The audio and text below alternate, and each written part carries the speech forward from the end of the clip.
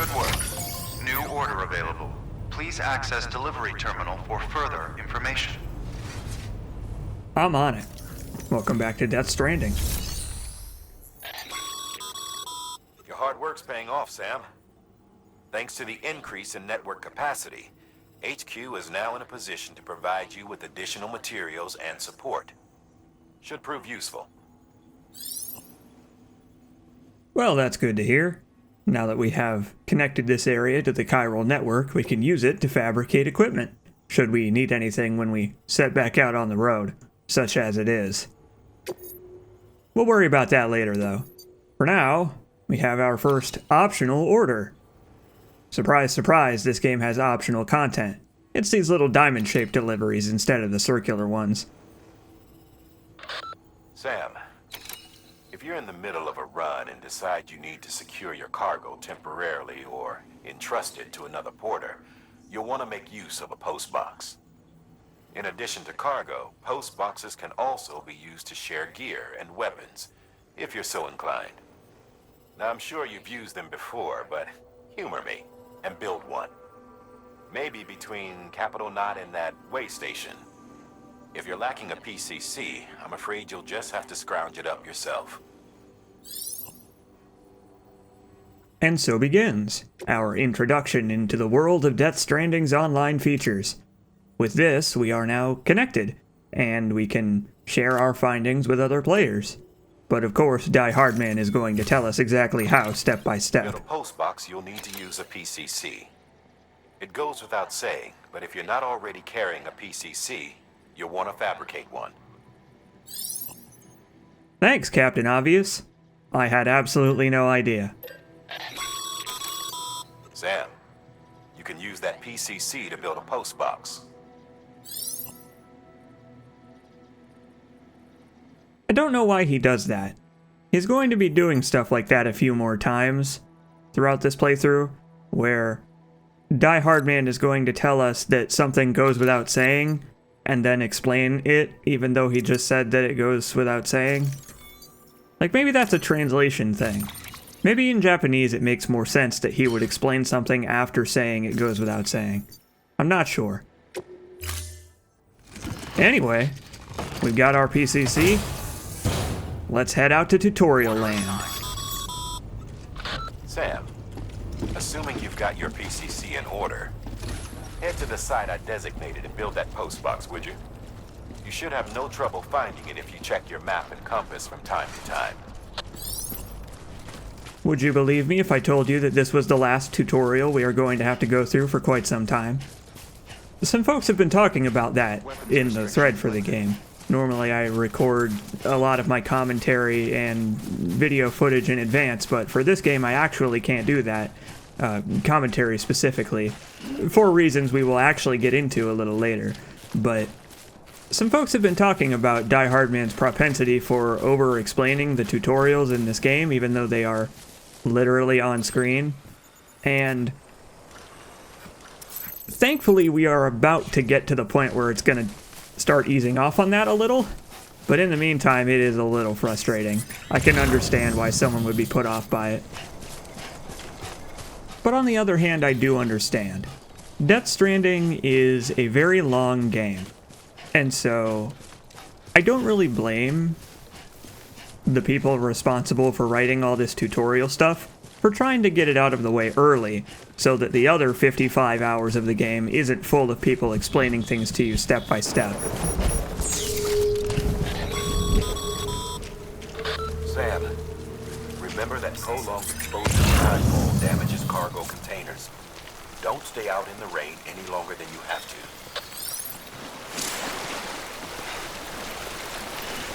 And that's something important to keep in mind. Our containers have 2 health bars, actually. There's one for the health of the cargo, and then another for the health of the container. The rain will not damage the cargo directly. Even if the container reaches 0% health, the cargo inside it will be okay. However, the lower the health of the container, the more easily the cargo will be damaged, to the point where if a container is completely broken, even picking up and carrying around a piece of cargo will damage it.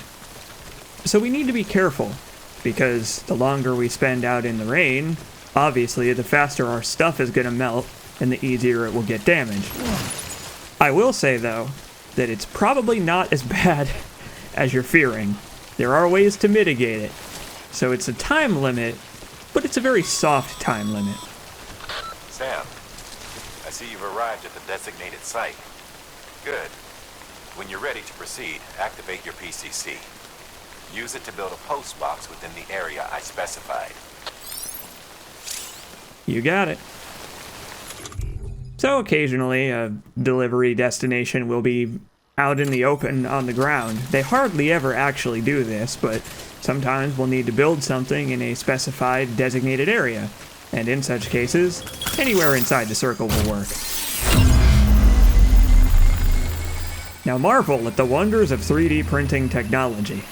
The future is now.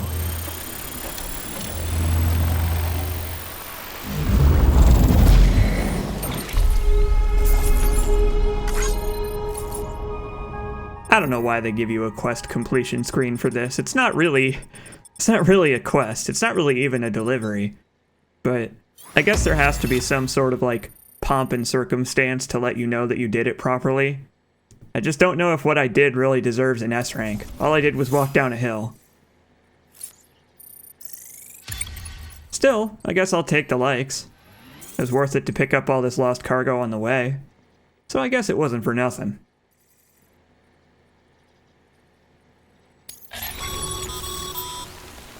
Good work, Sam. That's a fine-looking post box. If you access it and select Shared Locker, you can share cargo and equipment with your fellow porters. Deposit a ladder and a climbing anchor, and I'm sure someone will eventually come along who could use it. If you've got enough supplies, why not leave some behind? Do right by others, they'll do right by you. As pleasant of a sentiment as that is, we're not actually going to do that right now with this specific post box. We'll do it later, because you get a good amount of likes from it, and it is our first way to interact with other people playing Death Stranding. But, you know, this specific post box is part of the main story quests, so every player who plays Death Stranding is going to put a post box in that location. So the chances of the post box actually delivering something to someone else is very low. But it is all real. That's something that I think is pretty incredible, actually. Whenever we get a pop-up in the lower left corner saying that someone used our structure, or gave us likes on something we built, or received a piece of gear that we left behind, or picked up and delivered our cargo for us, that's all real. As far as I can tell, very little of it, if any of it, is actually faked. If you see a name pop up in the corner, you can actually look that person up on PSN, and they are real. And if they have trophies turned on, you can even see their trophies in Death Stranding.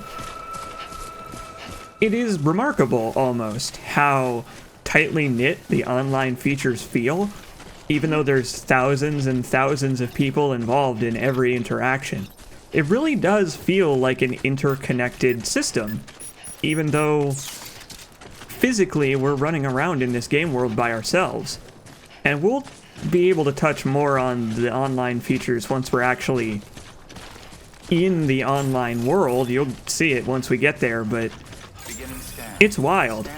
It really is wild just how well integrated it is. Asynchronous multiplayer, man, it is the coolest thing in the world. It is really cool, and I'm glad it took off as a feature in video games. Now, as I teleport my way over to the delivery terminal here, we are going to drop off this lost cargo I just picked up.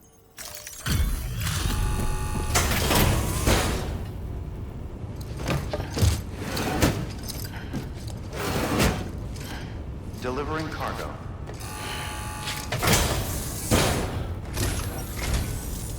I'm so glad you're here.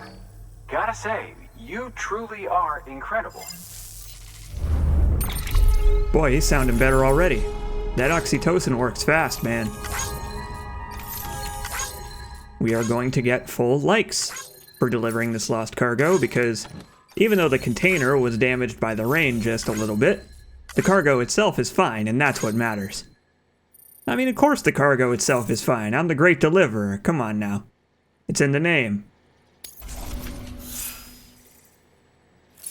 And oh boy, look at that. We are already almost level 10 miscellaneous. Whatever that means. Boy, just you wait. The party's really going to kick off when we get to level 10 miscellaneous. All right then. Thanks for everything. Good work. New order available. Please access delivery terminal for further information. 2 deliveries in 1 video. We are breaking new ground here. Let's go for 3. What do you say? You want to go for 3 deliveries? I say we should go for 3 deliveries. Because, I mean, we've got all this lost cargo for Capital Knot City, and who knows when we're going to be back in the area again, so might as well take it since it's just sitting right here, and we've already got a path trodden on the way there. I mean, we set up all those ladders and climbing anchors, so if we want to go back, all we have to do is just retrace our steps, really. And I mean, who knows? We may pick up even more lost cargo on the way. So you can see here, the game has once again left a little slot in Sam's back there. The auto-balancing tries to stack things vertically more than horizontally. So there's just going to be a little space there right above the climbing anchor where the auto-balancing didn't put anything. It's very strange. Sam has room for 4 medium-sized containers horizontally before things start getting stacked vertically. But you can see that for some strange reason, even though I put on another small container, the game didn't fill in that hole, and I don't know why. The cargo rearranging isn't specific enough. It's not granular enough to let you do that by yourself. I think it would be neat, maybe for like Death Stranding 2 or something like that. If you could lay out Sam's cargo yourself like you actually are assembling a puzzle piece, that would be kind of cool. And so, I don't really need to show you the whole journey. So here's our first shortened for time transition, let us say. I'm going to try to avoid doing these, but if nothing interesting happens and I'm just backtracking, I'm not going to force you to watch. But as you can see, there's a ladder here from another player, which is neat. Ladders from other actual real people will have these green text and icons instead of the blue icons. And once we get off the ladder here, you can see that it automatically gave a like. And if we wanted to, we could stand around giving it more likes, but we'll do that for structures that help us out perhaps a little bit more than just a ladder that lets us get down a cliff easy. I mean, that's kind of the point of it, right? Is other players' structures keep you from having to do the legwork and bring along your own stuff to build your own. And in that way, other players can help you out, even if all they were doing in their game is making their way to their destination. Like when that person put that ladder there, I doubt they put that ladder there keeping in mind that, hey, another player may use this ladder. But of course, the same goes for my own structures. I'm about to put down a ladder and cross this river. But now that I am connected to the way station, other players on my little server cluster will be able to see that. And then they can use my ladder to cross the river and give it likes, and then it'll appear to even more people. It's almost a self-governing system, kinda, sorta. The more players use your structures, the more likes they will receive, and the more likely, they will be to appear to others outside of our little server clump. And so, structures that are the most frequently used, or in a lot of cases, generally the most helpful at reaching common destinations, will appear to the most people and have the most likes. And structures that are less useful, or are useful only to the person who put them there, will only appear to the person who put them there. So you're not penalized for using structures to get wherever you want to go, but if you put them in an area where they're more likely to be helpful to a lot of people, you're rewarded for it. And I think that's really cool. I think it's really cool that they managed to maintain both of the game's themes without really, like, ruining your immersion. You know, because the game has this theme of connecting people together. But they probably didn't want to, or for technical limitations couldn't, have other porters running around in the game world with us. There's no online multiplayer in Death Stranding. Again, possibly for technical limitations, but also because of this sense of isolation that we feel running around by ourselves.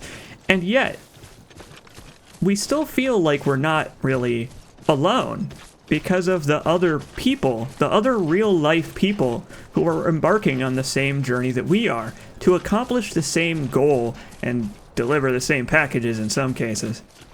For example, we're walking over another multiplayer element right now. In fact, you might have just seen the ground transform under my feet as I walked over it, because we have just contributed to a pleasure path. These little dirt paths prevent you from losing stamina or health on your shoes. And they're created by lots and lots of players walking over them. It's so cool. Oh, it's all so cool. I could talk for hours and hours and hours about how cool it is. I love asynchronous multiplayer. It is just the coolest thing. Because it allows you to interact with so many people. Some of our structures are going to have tens of thousands of likes before this game is over. If we come back here later on in the game, my ladders and my climbing anchors and all the stuff we're going to end up building here will still be here. And the cool thing about it is that we'll be able to see the history of our journey and also the history of everybody else's journey. Because, I mean, the more structures we connect, or way stations, the higher our chiral network bandwidth is going to be, and the more structures from other players are going to appear in our game world. And so by the end of this, there will just be structures everywhere, from all kinds of people, from every different little server shard, with thousands of likes, thousands of stories of people who have used them. And it is so fascinating and interesting. I love it. Now let's deliver this lost cargo. I got a bunch of it for you. All this tutorial cargo, it's all yours, Nick Easton. Enjoy.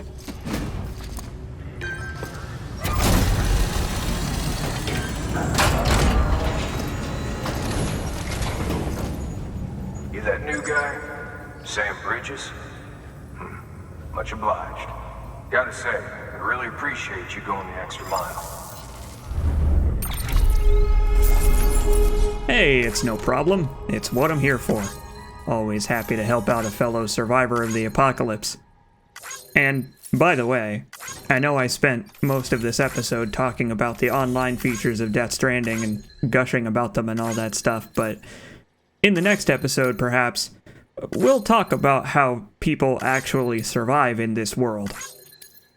I realize we've been skirting around it just a little bit because Death Stranding is playing quite coy with how people actually get along in the world of Death Stranding. But don't you worry, there's more than enough time to cover it. Good work, Sam. It seems your connection level is increasing. As your connection level increases, larger quantities of resources will be made available to you at our facilities.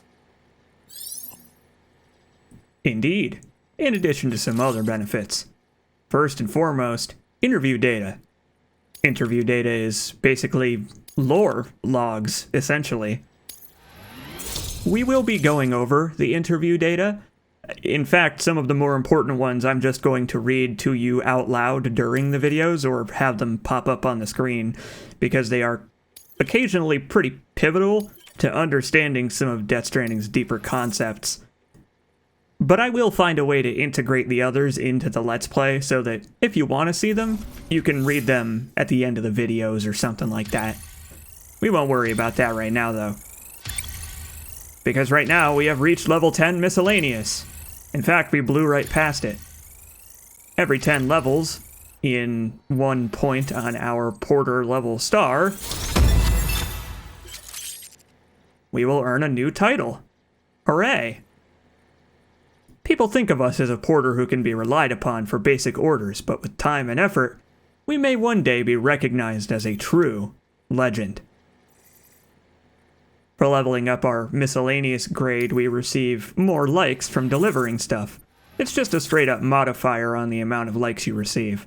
So, it is pretty important to get your miscellaneous level up, but we get miscellaneous levels for doing basically anything, so it doesn't take much effort.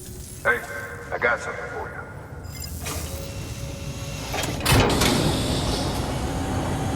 And now for the most important equipable item in Death Stranding.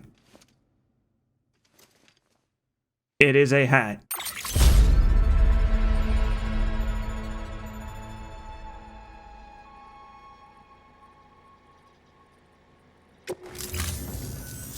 Alright, until next time. Good work. Well, look at that. We don't even have any new orders available. And we have our first pop-up from someone who used one of our structures, which is pretty neat. Especially because I haven't actually built a generator yet. Don't pay any mind to that, though. That has nothing to do with me playing on an alternate save file and getting likes from it on my main save file. No siree. Let's take a quick break in our private room. I feel like Sam's earned it. Been a long day getting his sea legs back. He deserves a rest.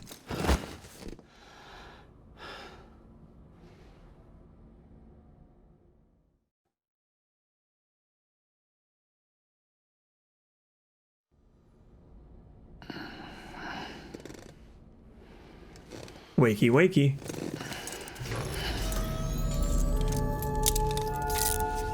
Good morning, Sam.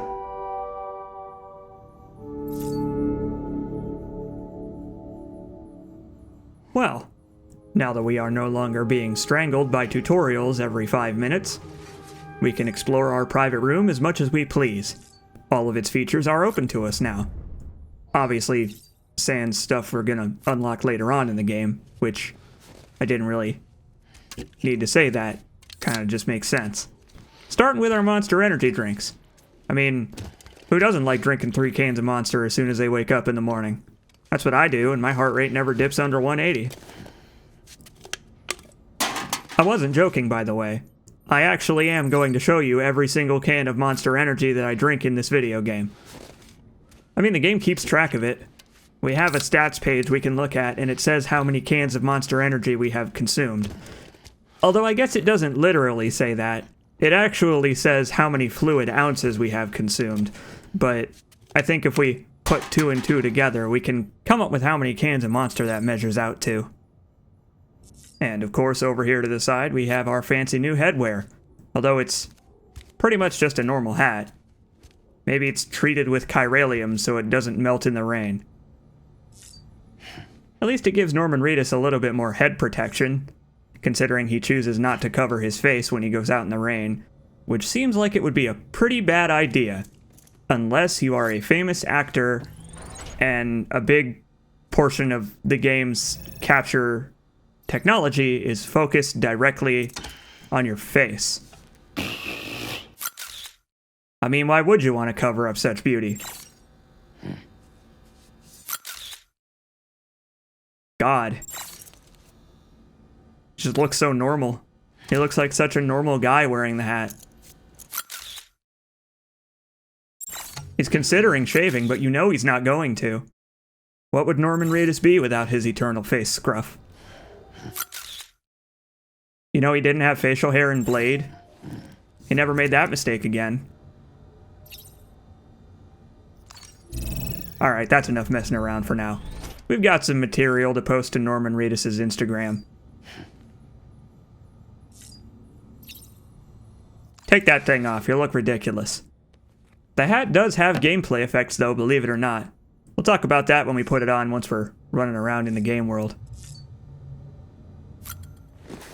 For now, let's shower off and get clean. In the next episode, we're going to trek a little bit further out from Capital Knot City, and we may run into a couple of problems along the way.